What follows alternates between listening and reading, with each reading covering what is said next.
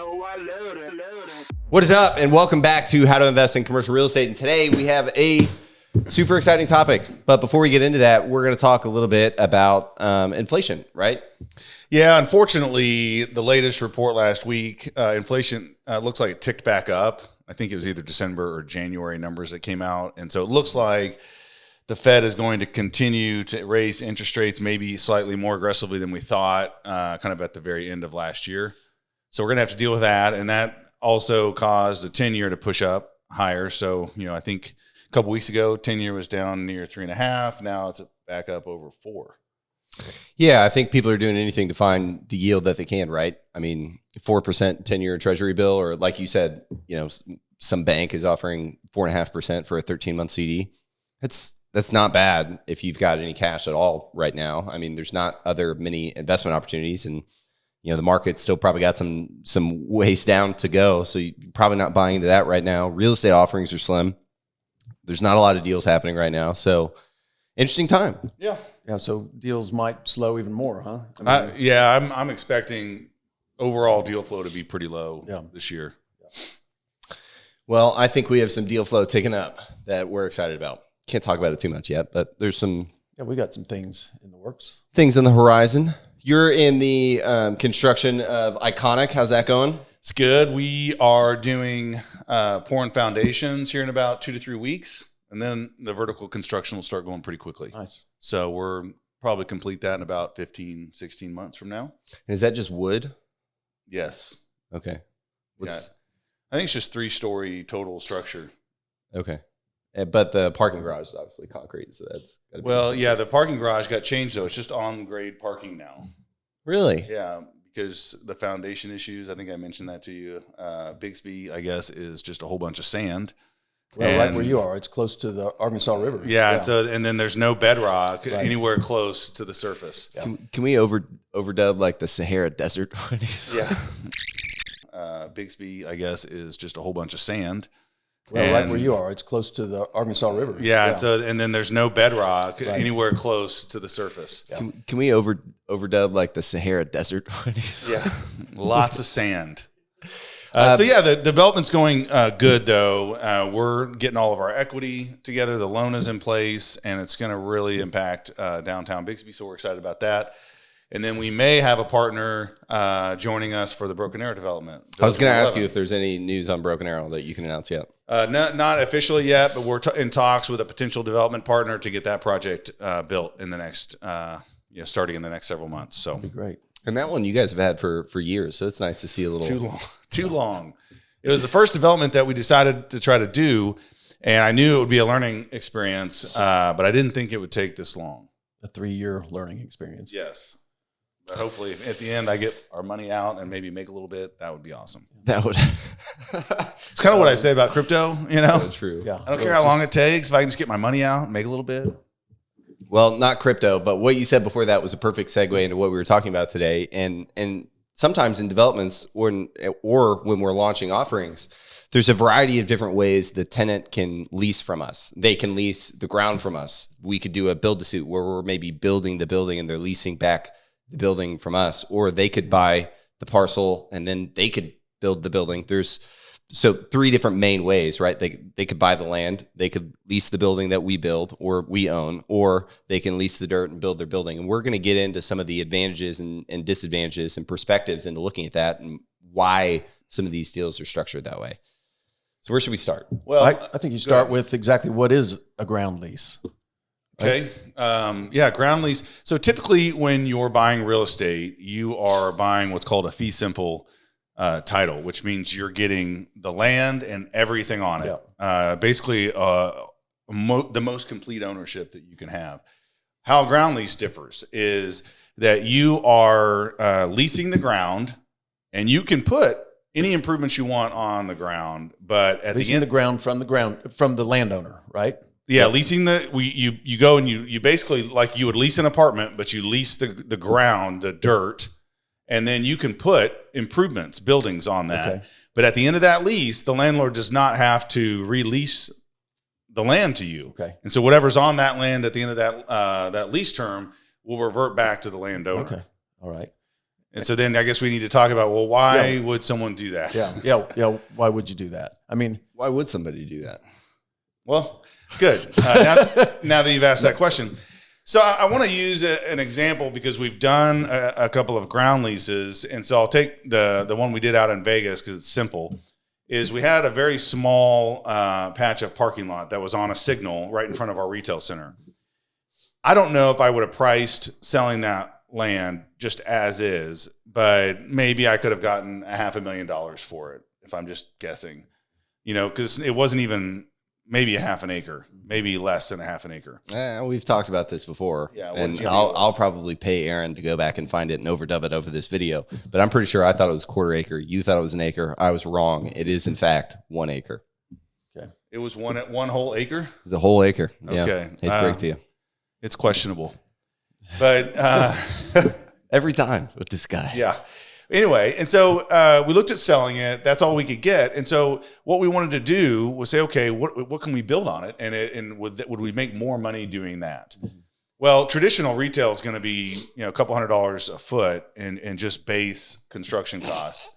A couple $100 a foot, maybe like 5 years ago. Yeah. Well, in addition to the land and TI and everything, like you're over that, but just base hard construction costs, maybe $200 for the shell. And so we started talking to companies about maybe doing a ground lease, and these coffee companies, they'll come in and they'll put this kind of a manufactured building on it. So their costs are pretty low. Yeah, it's a pretty small building, right? But you get yourself a ground lease. And so with that ground lease, now they're paying ground rent to you, and you don't have any cost to build the building. But now with that lease, it's not just a patch of dirt that's worth $500,000. Now it's worth a cap rate on that income. And these ground leases that are really clean and they're 15 years, they're brand new, people on 1031 exchanges will pay high prices or low cap rates for those. And so when everything shook out, we were able to get a $65,000 a year ground lease from Dutch Brothers Coffee. And so instead of selling the half acre or 1 acre lot for $500,700,000, we were able to sell the Dutch Brothers for $1.5 million. And so we were able to maximize value for us by doing the ground lease. Now, in certain circumstances, you may be able to maximize value by building a retail center and leasing each one of those out. But the cost is not guaranteed. You could have overruns. The leases aren't guaranteed. The cap rate on those isn't guaranteed. And so there's just so many unknowns. And so I think you can get most of your value if you have a parcel like this in doing a ground lease with a tenant like a Dutch Brothers or Starbucks or something, and then getting the maximum amount as quick as you can than waiting to do the whole development. Yeah, and you can get a study done. I think you can get a study done, the highest and best use study. Can't you get one of those done on a site like this to kind of evaluate some of these options as a developer? Yeah, kind of like a BOV, but the CCIM guys know how to do this best and highest use. And so they can look at a couple different options for you and look at net profit. So let's say in that same scenario, a tenant is approaching us to lease a piece of ground to maybe put a Dutch Brothers, or we've done a Salad and Go. We're about to do a Black Rifle Coffee Company. There's a lot of these concepts out there. But why, from a tenant's perspective, would they want to just lease the dirt, maybe have a little bit of open-ended exposure at the end of their lease term, 15, 20 years down the road? Why would they want to do that? What are some of the advantages for the tenant? Well, the first thing I can think of is there's no initial cash outlay for all the land, right? So they don't have as much upfront expenses. Yeah. And then on top of that, like for the Dutch Brothers, I mean, that's a small building, and they make hundreds of them. I'm sure their costs are pretty low. What I am curious about, though, give that as an example. What term period was that lease for? Because it seems to me like, a 5 or 10 year lease, it doesn't pay out quite yet. So are they typically longer than that?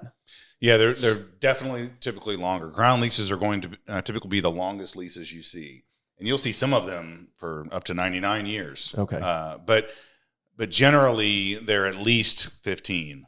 At least 15 years. I think I've seen maybe a couple 10-year, but that would be the bare minimum that I've ever seen a new ground lease would be 10, but most of the time 15, 20, 25-year ground leases. Okay, that makes sense, because it's got to make sense for them for it to be profitable during that lease period, because there's a good chance afterwards that they may not be able to release. There's no guarantee. They know on some level, if the landlord raises the rent and they're willing to pay it, they can stay there, but there's not a guarantee. Yeah. But to go back to what you were saying, yeah, it's the cash. I think number one for a company that's trying to grow, a cash outlay is a huge thing because they make money with locations. Yeah. And so let's say they have a set amount of money. Let's call it $10 million.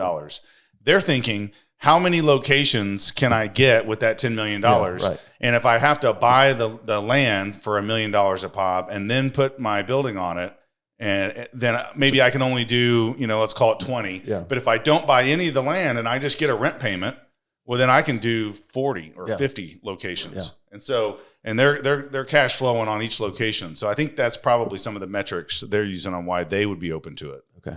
Another massive benefit, right, is depreciation.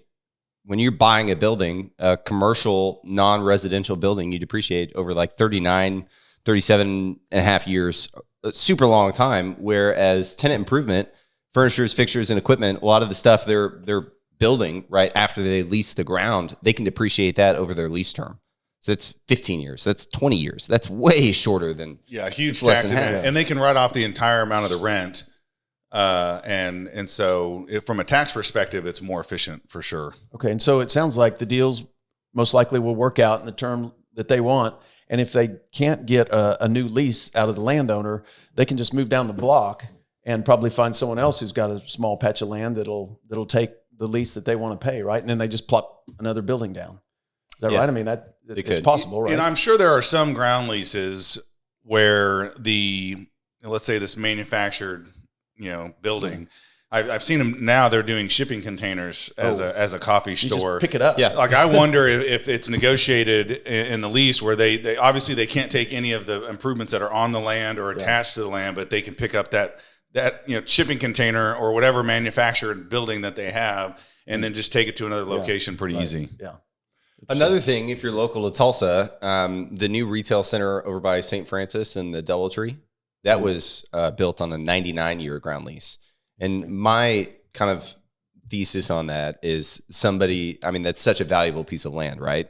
So you don't want to ever sell it. It's only going to go up in value. I mean, that's a mega location with one of the biggest office buildings in town and the biggest hospital in town. So you don't necessarily want to sell that hard corner.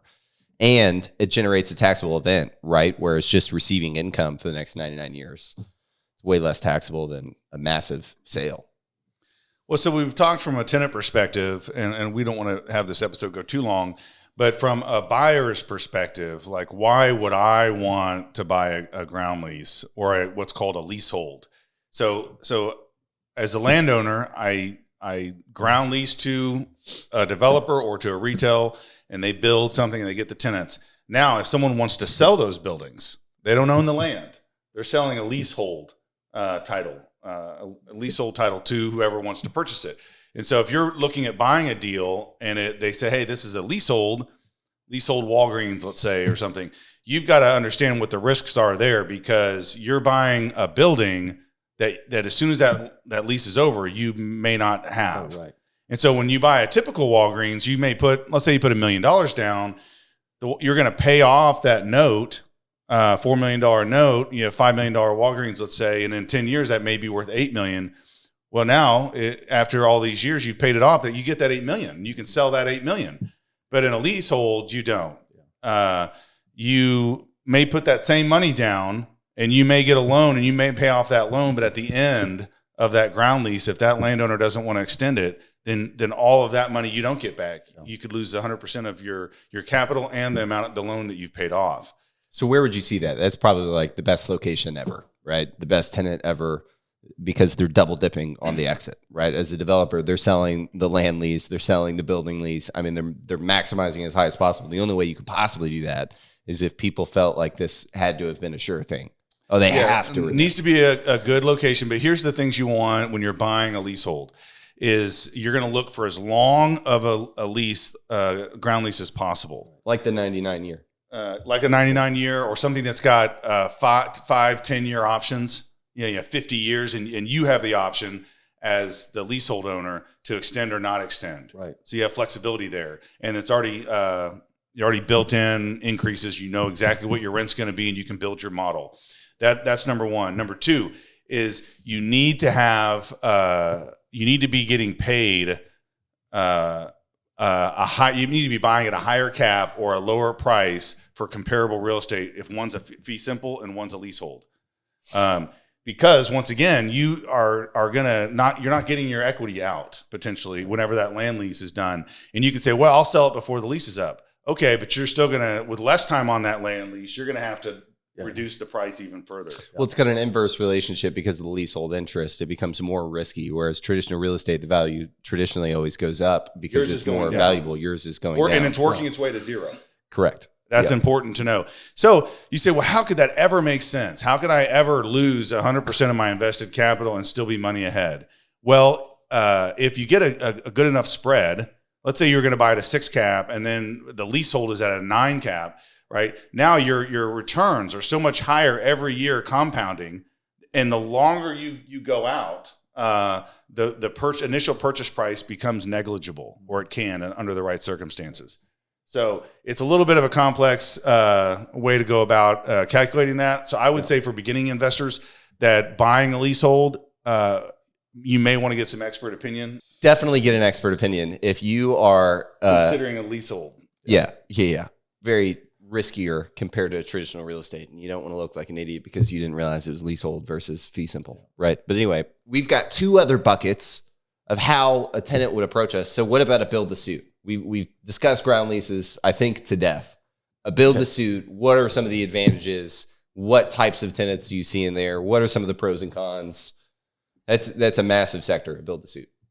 Yeah, we're already pretty long on time. So yeah, I didn't know we were going to talk about build to suit. I'll say real quick, build to suit is let's say you want to do a build to suit. You offer the land available to build a suit, and let's say Arby's comes along and they want to take you up on that, and they want you to front the cost for both the land and the building, but they want to build it their way. They want to build it exactly how they want Arby's built. Well, once you have their specs, you cost out exactly what it's going to cost you to build the building that they want, and then you back into the rent that you need on that build to suit. So that's kind of how that relationship works. Am I getting that right? You get the back end of the rent. Yeah. Is that what you're fixated on? Is the back end? You lost me there. Okay, so that even makes it easier for someone, like you said, like an Arby's or a Dutch Brothers, to get into business because now their costs are even lower, right? They're not buying the land, they're not buying the building, they're transferring all of those costs into a monthly rental payment, and so that you agree to get. And so let's say it costs you $2 million. Well, you want that to be on let's say a 7 cap. And so you're going to back into the rent that they need to pay you in order to cover all the expenses you're going to have to build them that building and any profit that you want. Yeah. Okay. Types of tenants you would see with this, I would think, right?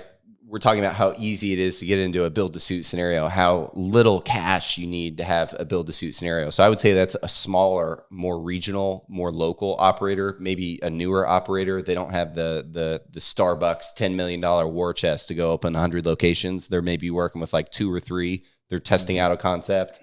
That's where I would see way more build to suits than just ground lease. Ground lease, I feel, is institutional level. Build to suit is maybe a notch or 2 below that, where it's kind of like these middle range. We're not opening thousands, but maybe 10, 50, 100. Okay. All right, last bucket, shortest topic. We're almost done. Pad site sale. Why would somebody go in and just say, sell me the dirt, I'll figure it out? And in most people's minds, they're probably thinking this is the most common thing, when in reality, it's not. So why are so many people not just buying the land? Well, just off the top of my head, why are they not buying the land? In that case, they are buying the land, right? And then they're going to build on it. Right. Is that what you're saying? Yeah, they're going to do whatever I guess they want. Why would an owner, though, choose to sell the pad? And more importantly, why would a tenant choose to do it? Why would a tenant just choose? Because from an owner, if I'm making the same money versus a build to suit and a pad site sale, I just sell you the land, no headaches at all. That's easier, yeah. Yeah, it's super easy. So from my perspective, I'd almost prefer the pad site sale because it's easy. I think what I'm driving to here is that these tenants are in the business of selling coffee or selling tacos or selling salads to go or whatever it is. They're not real estate developers. That's why they're leasing this. They can't hold hundreds of millions of dollars of real estate on their balance sheet. They don't know how to develop these buildings. They don't want to take the risk of engaging an architecture, engaging a general contractor, risking that it goes wrong, being way over. And then their taco concept was dead in the water before it even got out of the ground. You know what I mean? Yeah, I mean, I could be wrong, but I would guess that the pad site sale will be for an owner that wants the quickest option. He doesn't want to wait around for a build-to-suit negotiated or a ground rent negotiated. And that's going to be the quickest way because it opens up to more buyers, developers, other investors and things. Could be that it could be a retailer that likes the location and wants to lock up the site. They're just not ready yet. But most likely it's going to be someone that's going to develop it and is going to try to put a retailer in there. And so that's who I see buying pads. And the only reason I would sell a pad is because it's the quickest and easiest way to get cash. If you can get a ground lease, I think you're going to maximize the value more doing it that way. But you have to market it. You've got to wait for the right tenant. You have to negotiate that lease. So it just is going to take more time till you get your hands on the money. Right. Well, a lot of different ways on how you can approach that. There's several different ways on how these tenants are getting these retail buildings, but it seems like a Dutch Brothers concept pops up overnight. You've never heard of it, and then there's one on every corner. And these are some of the ways that they can do this at scale and open up so many locations so fast. You might think, how can they afford, each of these locations? It's got to cost millions. Well, I think we've debunked how you can go at speed, achieve scale with little cash outlay and just, make your monthly payments. Yep. Anyway, we will catch you next time on how to invest in commercial real estate. Thanks, guys.